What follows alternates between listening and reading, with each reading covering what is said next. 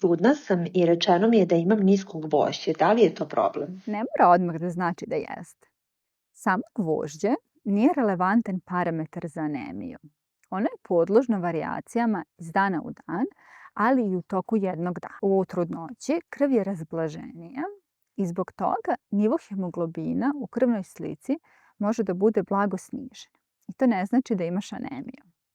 Međutim, ukoliko sumnjaš na anemiju, možeš da proveriš neki merodavniji parametar, recimo feritin. On predstavlja rezerve gvožđa u organizmu. I ukoliko su ti rezerve gvožđa u organizmu niske, to može da dovede do pada tvoje energije i da utiče na razvoj bebe u tvom telu. Nije svaka trudnica ista i nije svakoj trudnici isti uzrok anemije.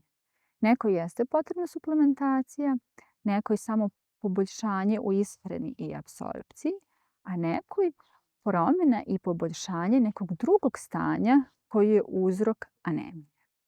Ukoliko želiš da razumeš svoje tijelo i da naučiš kako da ga osluškuješ, onda je program Moja trudnoća za tebe, a počinje 17. aprila i više o ovom programu možeš da pročitaš u opisu videa.